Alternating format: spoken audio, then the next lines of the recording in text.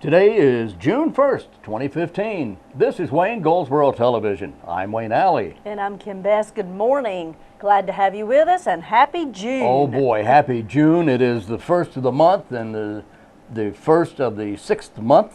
That's right. We have 5 under our belt. Summertime is upon us. Woo! It is. School is almost ready to let out. That's right. Graduates from college have been graduating the last couple weekends, Yeah. and life is ever changing and evolving. Life is good. Life is good. Something like that. Anyway, yeah, we have 3 weeks till summer. That's right, official summer. Official summer. But weather has already gotten here, and we already feel the heat of summertime. It has been quite warm Yes, some it days. has. Last week was, gee whiz. And it's going to be mild and all that stuff. But, Oh, yeah. The humidity, once that dew point reaches 70 degrees and over, once it gets to 70 and up, it gets pretty miserable. Yeah, well, when it's cold, we want it warm. When Yeah. it's warm, we Yeah. want it cold. Just can't please anybody, I tell you what. Yeah, so let's see what we have here. Yeah. First of all, coming up in a couple of weeks there, June 13th, and that's a Saturday, there's going to be an event called Walk for a Second Chance to Change. This is sponsored by a group or an organization called CORE. It's about giving first offenders a second chance, or those who are incarcerated a second chance. This particular program has proven to be quite successful and has the support of our local sheriff's office, several judges in the area. Anyway, coming up on June 13th, walk for a second chance to change. Reduce recidivism in Wayne County. Walk for a second chance to change. $20 for early bird registration until May 31st. So we missed that one. It's now $25 up until June 13th. Registration and starting line will be at 1210 Clingman Street. Okay. Yep. Right off Royal Avenue there. And registration is from 8 until 9 o'clock. Start time is 9:30. All proceeds will benefit Chosen One Reentry Program. Chosen One Reentry Program is the 501(c) program that I'm talking about. That's CORE, C-O-R-P. Very good. Anyway, that's good. That's a good thing. All right. Well, Go Wayne Go has been very active in Wayne County. Are you telling me to leave? Yeah, Go Wayne Go. Okay. Go, Wayne, go. You can go be a part of these walks. How about that's that? an idea. Yeah, it's called Walk and Roll Summer Walks. Oh, yeah. Of course, it has been led by Go Wayne Go leaders for quite a while now. It's just summer walks on different dates. People are gravitating and meeting at different locations all over the county. Oh, boy. Let's see, the next one is June 4th. The group is meeting at the new trail behind Wayne Memorial Hospital. Oh, yeah. That is a new trail. A lot of the employees walk back there. It's beautiful back there. That's nice back They're meeting at 6 p.m. each night. Let's see. And the next one will be June 11th. So it looks like it's on Thursday nights. Okay. All right. Yeah. That's And the June, nights that we have a Center Street Jam, they're meeting on the courthouse steps and walking around the jam, around downtown, then ending up, those that want to, at the Center Street Jam. If you want to find out more about it, I guess you can go to the website, gowayngo.org. You can, and that's where you get more information about that. But That's that is a exactly great right. program there. But remember that on the nights of the Center Street Jam, you meet here at the courthouse. That's exactly right. On the steps there. Well, let's see. Now, today's June the 1st, first of the month. Yes, it is. Today is Heimlich Maneuver Day. You remember him? Well, I don't remember him, but I remember the action. Oh, I was taught okay. that in CPR quite a few times. Oh, okay. Yes. Do you know Heimlich Maneuver? Mr. Maneuver, I think he was my neighbor for about a day and a half. You think? Yeah, I think he could have been. Anyway, today is Heimlich Maneuver Day. Have you ever used that? No, I never have. Well, let me tell you something really quick. I had been trained for years on the Heimlich Maneuver and CPR and various other things. I was in a pizza place with a friend one day. This was years ago. And all of a sudden, I heard a person behind me making these odd noises. And it wasn't a coughing noise, but it was an odd noise. And I turned around, and a few seconds later, it was a man. He grabbed his throat. So I knew that's the international sign for choking. So I looked at him for a moment to make sure that's what was going on. And sure enough, he was choking. So I was scared, but the instinct, came upon me to get back there and do what you've been taught for years. It was the first time I'd ever had to actually apply it. Wow. But I got behind the man, did the Heimlich Maneuver, and after about 4 compressions, cheese. Really? He was eating pizza. We were in a pizza place in the mall. I'll never forget it. And cheese is what was choking. He was choking dreaded on. cheese. Yep. Wow. And it was very surreal moment, Yeah. but it worked, and the man was fine. But it was just one of those things where, you go through these classes and you don't really think that much about them sometimes, and you don't know if you'll ever have the opportunity to apply some of the information you've learned.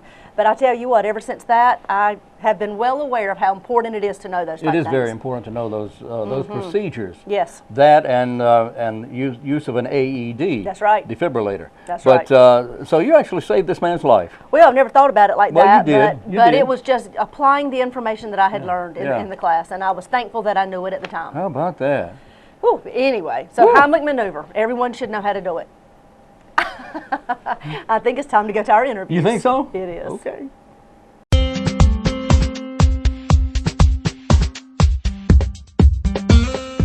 Our guest today is Aries Brinson, and Aries is here with Communities in Schools. How are you? Hi, Wayne. Hi. How are you?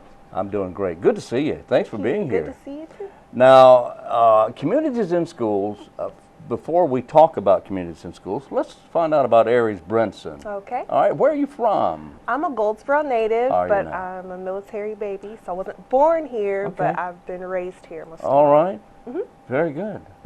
Family in the Air Force? Yep. Well, my dad was in the Army, Dad, but my Army. brother was in the Air Force. My grandfather was in the Army and the Air Force. Wow. Uncle in the Army.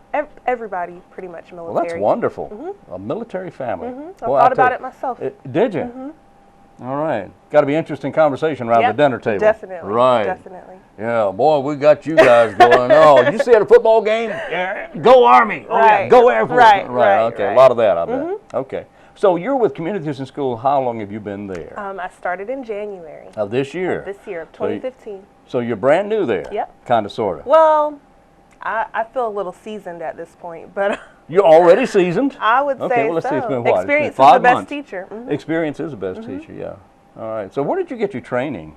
I studied education at North Carolina A&T, so I was initially supposed to be an English teacher Where are you really? in high school. So you went to Greensboro. Yes. At A&T University, which is a Yes. great school. I loved it. I Yeah. had a great experience there, and then law school, Howard University. Howard. Law Washington, school. D.C., yes, sir. You just get all over the place, Yep. don't you? So Okay. Aries, Brinson, J.D. But you can leave off the J.D. if Okay. you'd like. But if you wanted to, you Yep. could. You can use JD, right? Okay. Well, congratulations on Thank that. Wow. So, why did you go with Communities in Schools? Well, I met my boss, and I fell in love with her and Mm-hmm. the mission, and it was just a perfect way to marry my love for students and education Uh-huh. with my love for justice. Uh-huh. So, I mean, I'm the director of the teen court program, so I get to work with kids Okay. in the justice system. I see. Now it all comes to me now. I see. I understand now. Yeah, you referenced Selena Bennett. Yes. Yes, she's a wonderful The person. one and only yeah. amazing Selena Bennett. She is a fireball. Oh, yeah, and she gets the job done. But now, what is teen court? Tell me about that. Teen court. I Woo, like to call look it. at your eyes. You just all lit up. I like to call it a second chance. Teen court is an opportunity for first-time offenders of a misdemeanor offense to get a second chance to keep their record clean of any offenses. So basically, we take kids 12 to 18, but typically we get those high school students. They have, I won't list off their offenses if That's okay. you want to leave it there, but they've made a mistake, like we all have, maybe not their particular mistake, but they're getting a second chance to fix it and learn about the justice Are these system. primarily misdemeanors? Yes, all misdemeanors. All misdemeanors. And all first-time offenders. All you only first get time. one chance with teen court. Okay, now who's in the courtroom as the judge, prosecutors, jury, Well, defense? oftentimes we have a real judge. We have the Judge Erica James of the world, she's and great. the Judge Finance and the Judge He's- Jones. They've yeah. all contributed. We have the great Brandy Vickeries of the world sometimes. So we'll either have a judge or a licensed attorney acting as a judge for our kids, and then the rest is peer-based. So we have peer attorneys, peer jurors, and the jurors are actually defendants in teen court currently, and they have sat where that particular defendant is sitting, and now they're giving a constructive sentence to them. So I know it's a lot. They know what's going through Yeah, the mind of right, the person right, who's on trial. Right. Now, this is a real court, isn't Oh it? yeah, we do it right here At the courthouse? At the courthouse. at the courthouse. So the defendant, Yes. the teenager, Uh-huh. the first offender, comes in and he sits down. He's an actual defendant, He takes that oath. takes the oath, and the jury determines his fate Yep. after they hear all the evidence. Yep, that's exactly right. Does the defendant ever get a chance to represent themselves? They pretty much do. We're not really putting them on trial because the first step is to admit guilt. So we know that they have accepted responsibility for their action. So we just want to hear more about what happened, what was the thought process, what was that day like, and how they ended up in teen court. So if they admit guilt, then they, as you say, they're taking responsibility for the misdeed. So the jury, what does the jury do? They listen, they deliberate, they have a foreperson. It's just like real court, and then they come back with a constructive sentence. So they give community service. We have a Think About It program where we have an inmate come from a correctional facility, speak to our kids. So we require that of all our kids in a sentence. Jury duty is one of the things they give out. They may have to write essays. They may have to be drug tested. They may have to be assessed for counseling.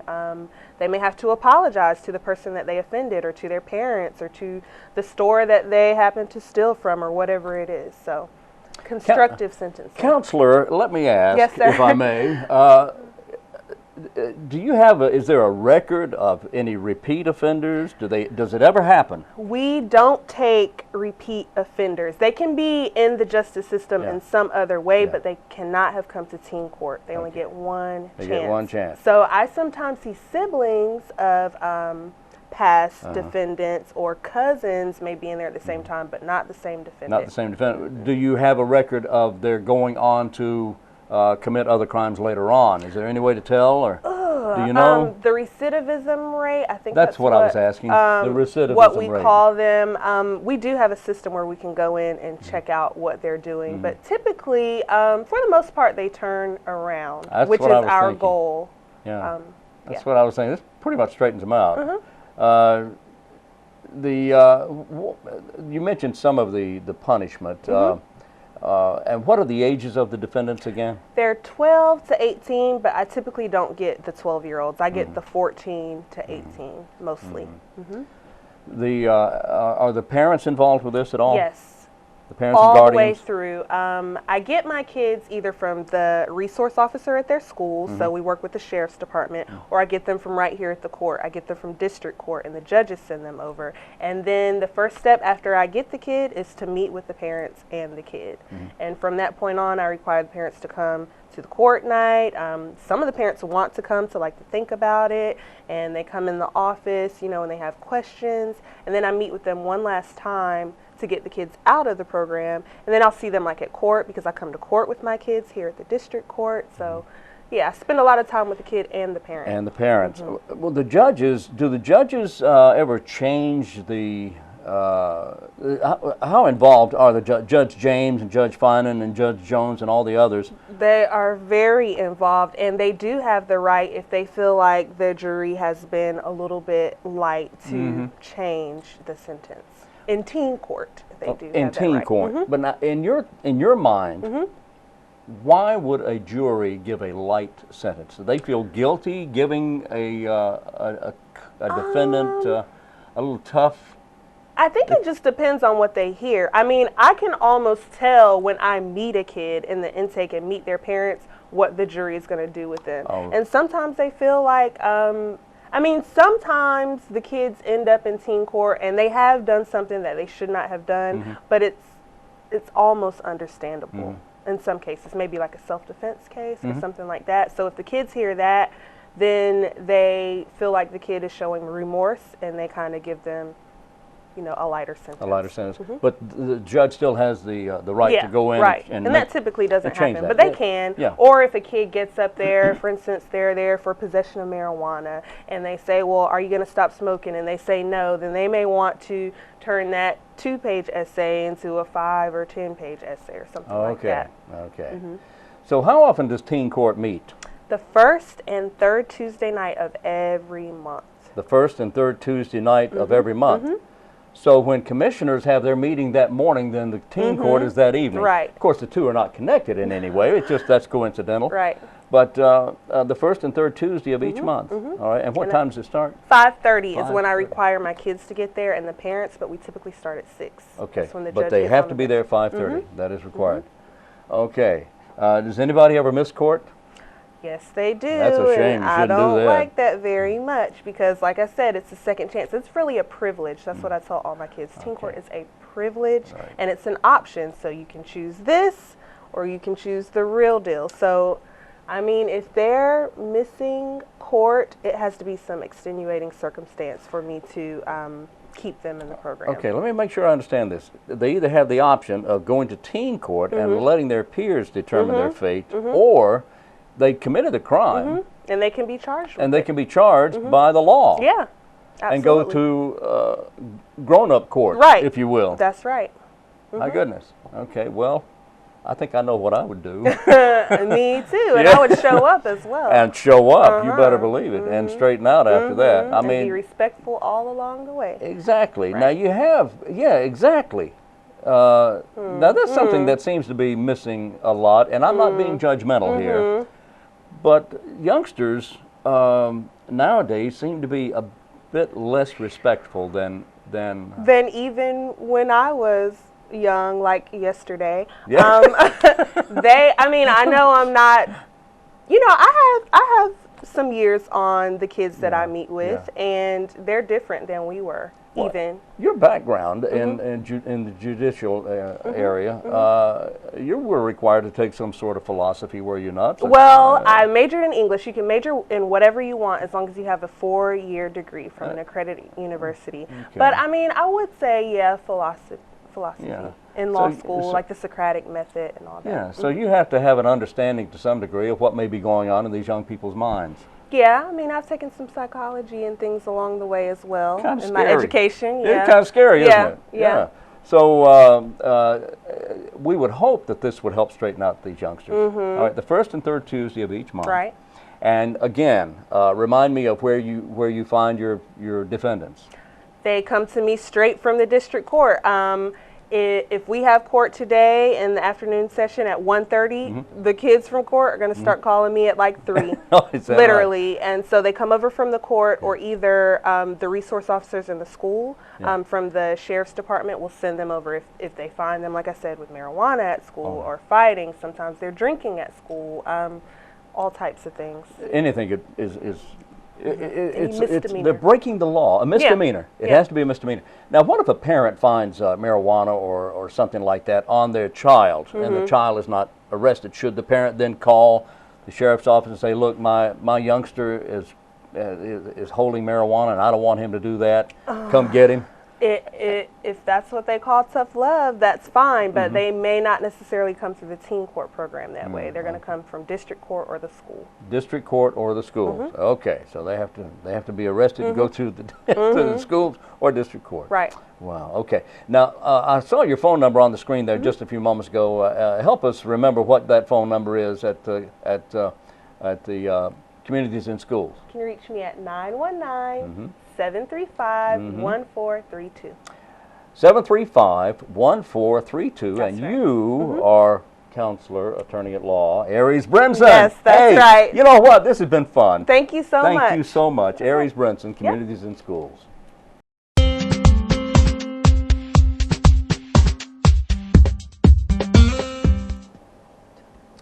Our guest today is Sergeant Paige Learnard, Goldsboro Police Department, the coordinator for Crimestoppers here in Wayne County, Goldsboro. Thank you. How you doing? Wonderful. Thank you for having me again. I appreciate you coming by. We want to talk about crime. We do. There is another crime that's been committed in Goldsboro that's drawn the attention, or should draw the attention of the community. That's right. But before we get started, what is it with here lately? It seems that people are leaving. We're having a lot of break-ins in motor vehicles. Yes, we Tell are. me about that.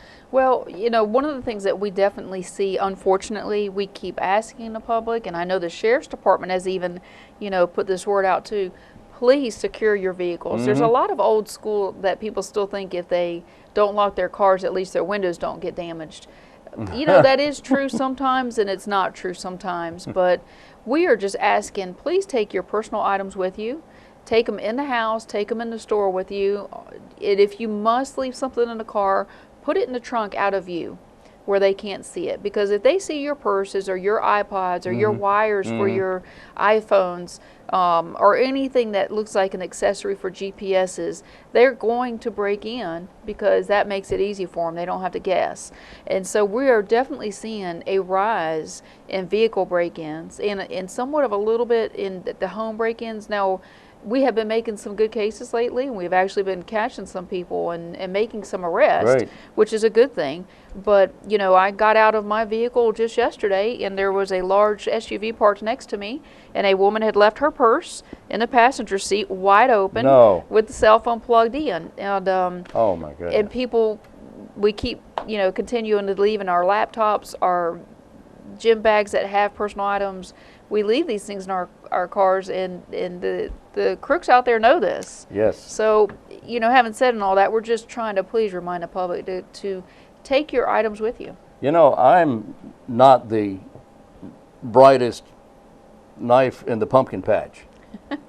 Something like that. All right. But I at least know that when I get out of the car, I'm going to take anything with me that even has the slightest possibility of being stolen. Right. Because people do walk and look in your car at what you might have there. Yeah. So if there's something valuable there that you don't want stolen, take it out. All right. And It's not- you know, they need to remember, Yeah. if it's parked in your driveway, that doesn't mean it's secure. Yeah. You know, these people are walking the streets at nights, and they're looking to see what's an easy target. Exactly. And so exactly. it's just a reminder for people to you know, if they are attracted to the driveway, you know, that'll attract them to their residence, and then they kind of move from there. So it's just a friendly reminder out there. Take the stuff out. Yeah. Get it out of your car. Take it Get it with out you. of sight at least. Right. Okay. Right. What's our crime today? It kind of rolls us around. We actually had a large break-in to a residence on May 25th. And this was in the 1200 block of Park Avenue B. So on May 25th, the resident left their house secure, and when they returned at 12 o'clock, they found the back glass door had been broken in. And among that was numerous items stolen. There was a large silverware set. There was laptops. There was television sets. There was jewelry, checkbook, various items, and all of this over $13,000 worth of property. Wow. Right. So this, do you feel this may have been more than one person involved with this? Well, Because that's a lot of stuff to carry. It is possible, but you know, I can't tell the public we have something to indicate there's more than one person. Right now, we just know that we had a break-in. There was some glass breakage. We're hoping that the residents in the area heard something or saw something unusual, and we're just reminding people to, you know, look out and listen for your neighbors. It may have just been one person going out and coming back. Right. 2 or 3 right. trips. But we do know we had some broken glass. Yeah. And so that is another indicator. Barking dogs are an indicator. Sometimes you have that neighbor has one dog that barks a lot. Yeah. But a lot of times these dogs are barking for a purpose. So just a reminder out there. But in this particular case, again, it was the 1200 block, Park Avenue B. It was May 25th. The resident found the break-in at about 12 o'clock in the afternoon. They left their home secure that morning. And when they returned at lunchtime, the break-in had already occurred. Okay. Right. 12 noon, May 25th. If you heard a dog perhaps barking that normally is not barking, or you hear glass breaking, or you see somebody in your neighborhood that you feel just doesn't belong in your neighborhood. Right. A stranger is out walking around looking at houses and that sort of thing, or a car driving through slowly. And again, I like to always remind the public, a lot of times they'll call us and think that they cannot call us for that. No, it's not against the law for somebody to be walking in your street. That's right. But if it's somebody walking in your street that you normally don't see, you don't know that person, or you see a car parked that doesn't look like the normal vehicle, it is okay for you to give us a call. We'll go check it out. We might contact that person. We might get their information. They might have a completely legitimate reason, Yeah. or they may not. We could either be diverting something or either figuring out who somebody is after a break-in, and we can link it together once a resident comes home and there's a break-in. Yeah. So call us for anything suspicious. That's right. We want to go make contact with that. Of course, it may be a brand new neighbor, Right. somebody who actually has bought a house or renting a house there, but that's okay. You still need to check it out. Right. Gives us another opportunity to meet your neighbor. That's right. We'll put it Meet that your way. neighbors. That's exactly right. All right. Now, the phone number is on the screen. If you have any idea, any tips, any questions, anything at all, call Crimestoppers 919-735-2255 or 919 to text 919-222-4230, right? That's correct. All right. Sergeant Paige Learnard, the Crimestoppers coordinator here for Goldsboro, Wayne County, thank you. Thank you. All right.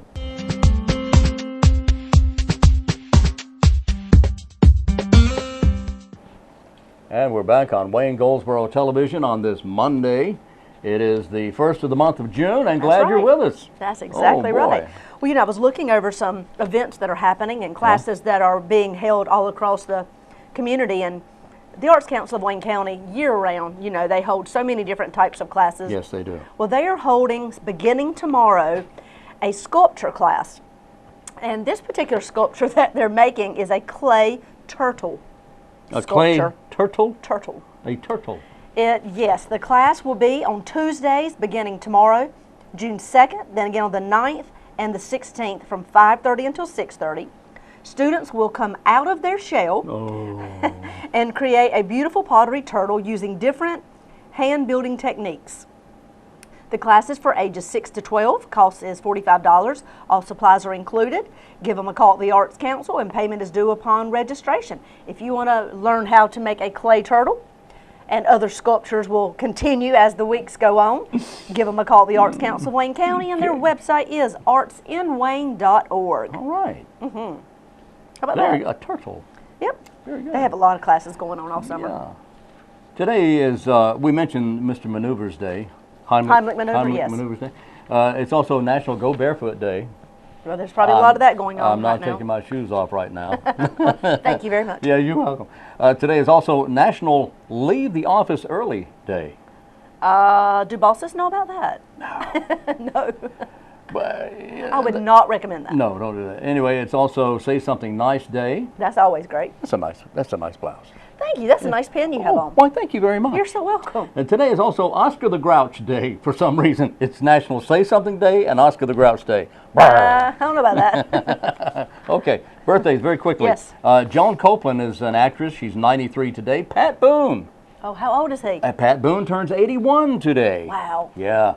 It's also Morgan Freeman's birthday today. He's 78. Rene Aubergenois, who was the actor on Benson, who would always say, Benson. What was his name on the character? I don't remember. Yeah. Anyway, Rene is having a birthday, 75 today. Powers Booth, he was Lamar Wyatt on Nashville, and Vice President Daniels on 24. He's 67 today.